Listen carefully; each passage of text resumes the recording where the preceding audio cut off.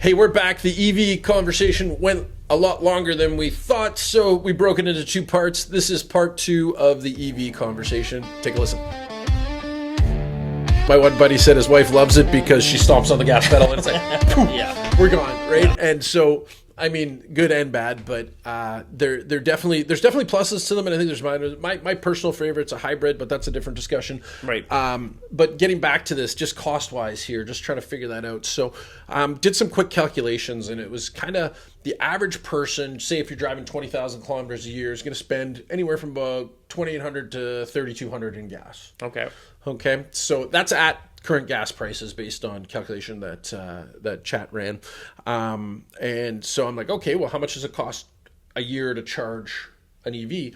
And chat's first response was hydro's cheap in Manitoba, which I don't know if I agree with that statement, but I guess relatively it probably is cheap. But we are the cheapest power in the world, technically. Yeah. Yes. So, but then the chat's just pulling that from because we are the cheapest power in the world right now, right? So,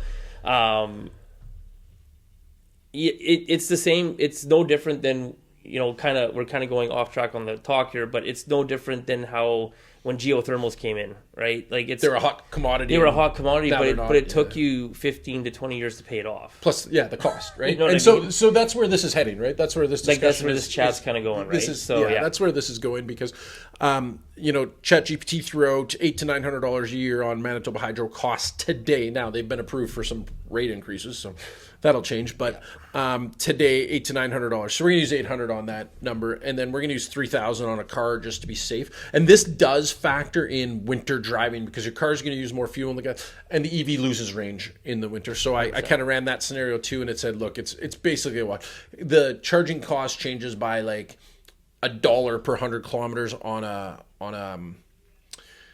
an EV, and then it changes by like $2 or $3 on a gas. Okay. So it factored it all in. This was right across the board. It's pretty standard. So what it's basically saying is you're going to save about $2,000 a year in fuel costs if you drive 20,000 kilometers. Okay, and then that depends on what you drive, right? So no, 100%. This is just saying the average car gets 9 average liters car to 100 kilometers. Yep.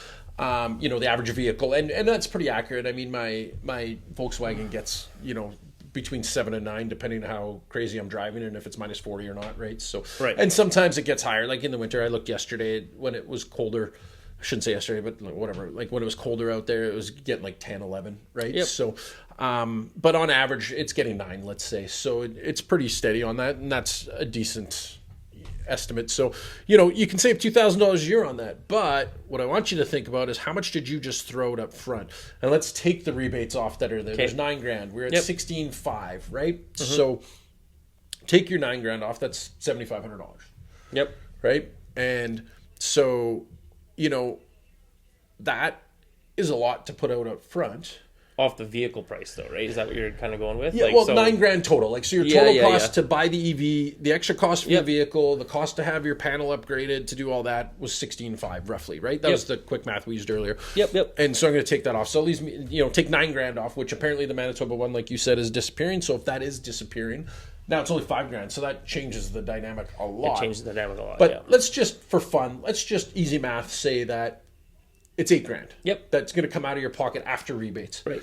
You're going to save $2,000 a year. That's 4 years for you to recoup, to break even by having that electric vehicle. How many people nowadays, I mean, more and more you just see newer vehicles on the road. So how many people keep their vehicle past 4 years is the big question. How long do batteries last on EVs? Do you know that? I don't have a perfect answer for that one. I think they're only still giving the 5-year bumper to bumper warranty. Yeah, they're giving what chat told me, it was 4 years, 160,000 kilometers, something like that. Yeah. And the batteries, on average, after 8 years, you lose about 30% of your battery charge. So it's like the battery, basically chat was saying it'll take a long time for that battery to completely die, but all of a sudden you've lost 30% of your distance.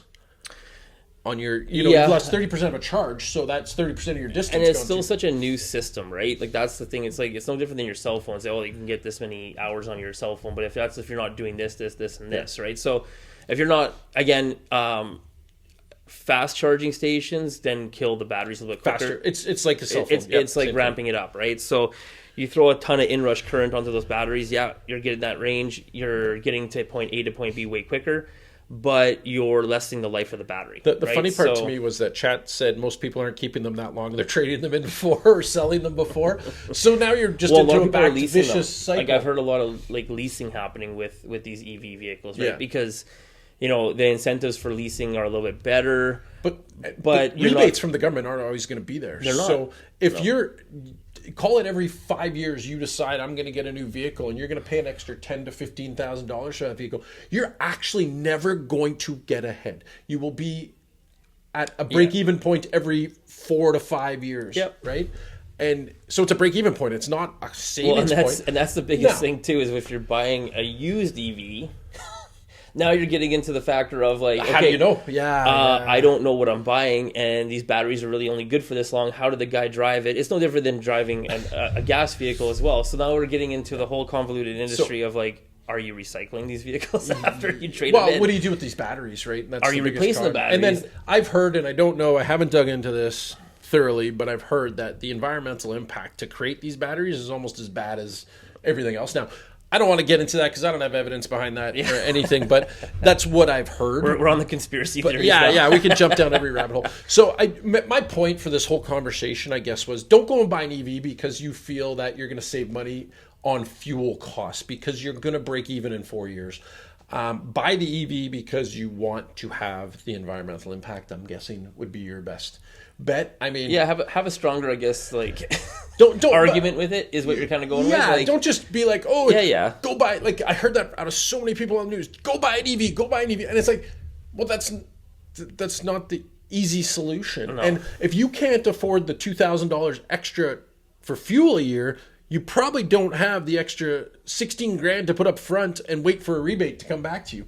Yeah, no, you're right. No, it's a good chat because I mean, like, I honestly think that the news and everything, the way that they portray stuff is always sometimes for the best and sometimes for the worst, right? So I won't get into that. Yeah, but that's the talk about ramping up the EV chargers and like how companies are trying to push the EV vehicles and stuff like that. How our government is trying to push the EV vehicles 100%. And stuff like that. So like there's a lot of good, I believe, with it, and there's also a lot of negative that goes with it. And like kind of going back to that, re-ramp talk about our grid systems and stuff like that, where we are like Manitoba Hydro. I remember them kind of giving out a bit of a blurb there a couple years back when they were really trying to like push the EVs, and like by 2030 we're not supposed to have any more gas job vehicles. 2036 or whatever. Yeah, I think 2030 number is, right? So whatever that 2036 was mandated number was that they kind of came out with, and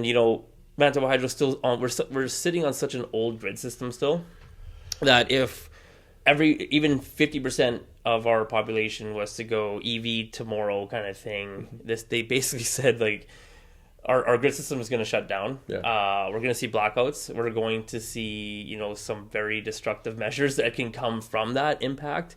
So again, not saying that don't go buy an EV charger vehicle because of that. It's just there's a lot more to it on the back end. Yeah, I don't think it's as simple. I think and as consumers, that's not really our problem, right? It's not really our problem, but well, it will be. It will be. It could be, right? And so I think they're a good option of a vehicle. I don't know that gas is ever going to 100% go away, and that's why I said I think a hybrid's a good mix. Yeah, it's a good mix. Because I had a Ford Fusion hybrid years ago, like 2010, I think. Okay. 2011. Yeah. And gas was significantly cheaper. It was probably in the 70s, something like that, cents a liter. But it took $30 to fill that car, and I would get over 1,000 kilometers per tank of gas in the city. Okay. And like that was a first generation hybrid. Like it wasn't like this fancy. And they've definitely gotten better over time. And you'd hope. Well, I would think so. And I know that like I know some people that have hybrid Highlanders, and they're getting 6 liters to 100 kilometers. Okay. So that's 3 liters better than I'm getting on average in my vehicle. And I know if you go on the highway, it'll be better than that, right? Because and like those hybrids, I believe they have like the alternator charges the batteries as well, right? They it charge when okay. braking. They regenerate. Maybe it's changed now, but when I had mine, when you brake, that's when it regenerated the battery. Was through braking. But I mean, you could go as long as you didn't stomp the gas pedal off the light. You could go a pretty decent distance before that gas was kicking in, right? And Yep. so, but you couldn't stamp the gas pedal, right? But one of the best features I loved about it is so this would be in EVs too, but it had electric heat. So when you got in the car and started it, you had instant heat. There was no waiting for your car to warm up. You had heat. So it was kind of should be cool a salesman now. feature. No, it was so funny. The salesman, speaking of salesman, the salesman at Ford, when the company I was working for bought that, he's like, there's no savings in these. You're not going to notice a difference. Before that, I was driving a Grand Prix, right? So, 6-cylinder tank on gas, like Yep. pig on gas, right? Just not good. And I got this thing, and I was like, wow. That was optimum when I got over 1,000. Most of the time, I was probably getting about 8. But Yep. like, if I really was being nice, I could drag that thing out to about 1,000. And it had tons of power because you had both motors going, yeah. going, and it was a great vehicle. And then the company I worked for at the time, they were big on that. So every single vehicle that company owned went to a hybrid. So sales reps were driving Escapes. They eventually went to Highlanders. I don't know if they're still doing that or not, but they were happy with it, and they wanted to show their choices to help the environment. So Yeah, and I think the vehicle industry has tried every different navigation on trying to do better fuel costs and trying to do better everything. Like, they got the turbos, they got the diesels, they got turbos were not the answer. No, they're not. And then then they went into the hybrids, and then they went in. Now they've kind of revamped their engines and stuff like that, which is a good and bad thing too. The EVs, I don't know. There's just not enough data on them 100% to give you that perfect answer on. Not yet. It'll come. But yeah, I think the long story short of all this conversation that we're kind of having here today was not to put shame on EV vehicles or anything like that. It was more of, does everyone factor in the cost going forward with purchasing this EV vehicle, but not really thinking that can my electrical system in my home where I'm keeping my vehicle overnight and stuff like that, can I get it charged enough to drive to work the next day? And yeah, it's easy to say go buy an EV, but there's more to it. There's just more to it. Again, and some people just really don't care about those extra costs, and hey, that's great. Some people may have not have factored in that extra cost in their head yet, and kind of was like, I got this wicked vehicle, but now I got to update my house, electrically to suffice this amp load, right? So, no, I think we hit home on the key area for it. Give it some thought. If you're thinking about the EV vehicles, I think we're kind of at that cusp line for the provincial one. Is from what I know. They may relaunch it. They may relaunch it again. It depends on really like how those sales go for the rest of the year. If how sale, it's always about statistics, right? So all of a sudden it's like, well, everyone bought that vehicle because of the incentive, and then now the incentive's gone, so now I'm not buying it no more. So it really boils down to without that. the incentives, like if you can get the $9,000 back now, it doesn't make that vehicle that much more expensive, right? Over buying a gas car. So that's where the help is. But still factor in the other things. Still going to take you roughly 4 years to break even. Yep, and like I said, that's a lot of things that are coming out right now. Is you still have to factor in how long it's going to take you to break even. I'm also curious if people. So you could save it potentially faster, maybe, but. People that own EVs, if they drive as much as people that don't own EVs. I know you see a lot of Lyfts and Ubers and all that stuff as EVs. And I was talking to the guy in Florida that owned one, and I guess he used quick charging stations where you have to go and pay. Which I'm assuming if you dock at Home Depot to charge your vehicle, you have to pay. I'm assuming. I don't know. I never dug into that. I'm assuming it's not free for you just to plug in. And no, I think you have to swipe your card there. Yeah. So right, and then it goes by how many kilowatt hours it took. So the guy that was doing it, he said it was costing him $40-50 a day to do his quick charges so that he could use that vehicle as his. Now, retro to gas, I don't know what it was costing. We didn't talk how many kilometers ago. He was just giving me the rundown. But then the one thing he brought in, he's got family in Calgary, and last year they had all those issues with the charging stations and everything in the cold.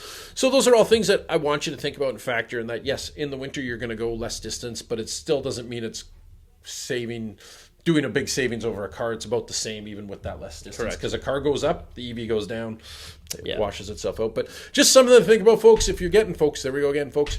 People, I don't know. He loves folks. It must be his age or something. I don't know. Oh, now he's calling me an old man. Jeez. Oh, these young bucks these days. Yeah, young bucks. Anyways, if you're thinking about EV, just weigh out all your costs before you jump on the bandwagon. If you want one, regardless, knock yourself out. Go get it. Not stopping you. I'm not against them. This isn't a plug against them or for them. It's just No. want you to middle ground, think about everything that's going on. Yeah, so just go check them out if you're going that route and thinking. Yeah, just do you your wanna research. Is like what we're kind of going with is like, do more maybe homework on your end before it seems like a great deal. But hey, if that what suits you for you and your family, or driving around every single day, then go ahead and do it. Yeah.